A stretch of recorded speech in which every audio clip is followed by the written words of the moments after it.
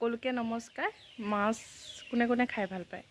আজি মই বনাবলৈ লৈছোঁ সৰিয়হ বিলাহীৰ লগত মাছৰ আঞ্জা। বলকচোন চাওঁ মই কেনেদৰে জুইত সৰিয়হৰ বিলাহীৰ লগত মাছৰ আঞ্জাখন বনাওঁ বলক। মাছৰ এই আঞ্জাখন বনাবলৈ প্ৰথমতে মই বিলাহী কেইটামান এনেদৰে জুইত পুৰি লৈছোঁ। জুইত পুৰি লোৱা বিলাহী কেইটা এনেদৰে এখন কলপাতত ৰাখি লৈছোঁ। লগতে কণ বিলাহী, আদা, নহৰু, সৰিয়হ পেষ্ট আৰু জলকীয়া আৰু পিঁয়াজ এটা এনেদৰে থৈ লৈছোঁ। এতিয়া তেলত মাছ কেইপিচ ফ্ৰাই কৰি লৈছোঁ।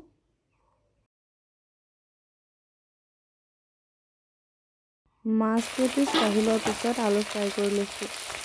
সকলোবোৰ ভালদৰে ফ্ৰাই কৰাৰ পিছত তেলত পিঁয়াজ, জলকীয়া এনেদৰে দি লৈছোঁ। পিঁয়াজ আৰু জলকীয়াখিনি ভালদৰে ভাজি লোৱাৰ পিছত ইয়াৰ ওপৰত কণ বিলাহী, পুৰি ৰখা বিলাহীকেইটা, আদা, নহৰু, সৰিয়হৰ পেষ্ট আদি সকলোবোৰ একেলগে দি ভালদৰে ভাজি ল'ম। এতিয়া মই বিলাহীকেইটা এখন হেতাৰে ভালদৰে ভাঙি লৈছোঁ।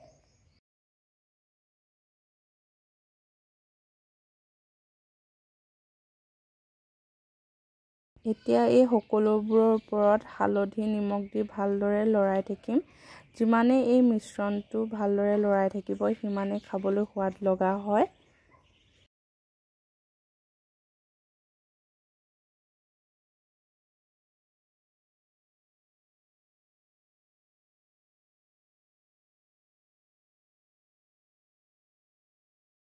ছাইডত তেল বিৰিঙি যোৱালৈকে সকলোবোৰ একেলগে ভাজি ল'ম। এতিয়া ছাইডে ছাইডে যিহেতু তেল বিৰিঙি আহিছে, বিৰিঙি অহাৰ পিছত আমি ভাজি ৰাখি থোৱা আলুখিনি দি দিম। এতিয়া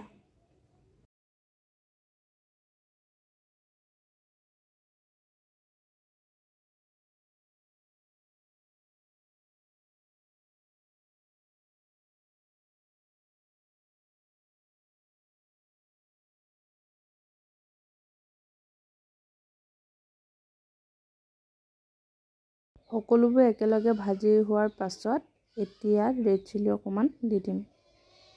মই ইয়াত আদা, নহৰু আৰু ৰেড চিলিৰ বাহিৰে কোনো ধৰণৰ বেলেগ মছলা ব্যৱহাৰ কৰা নাই। এতিয়া ভালদৰে আলুবোৰ সিজিছে আৰু মিশ্ৰণটো ভালদৰে মিক্স হৈ গৈছে আৰু ছাইডে ছাইডে যিহেতু তেল বিৰিঙি আহিছে, এতিয়া আমি ইয়াত অলপ গৰম পানী দি দিম।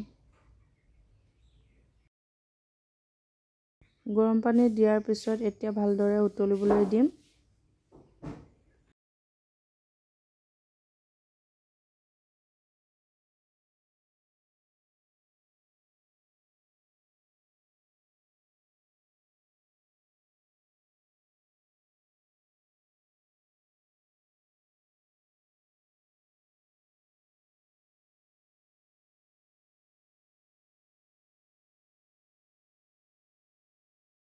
এতিয়া আঞ্জাখনৰ এটা ভালদৰে উতল আহিছে। সেই উতলা আঞ্জাখনৰ ওপৰত ফ্ৰাই কৰি ৰখা মাছ কেইপিচ দি দিম।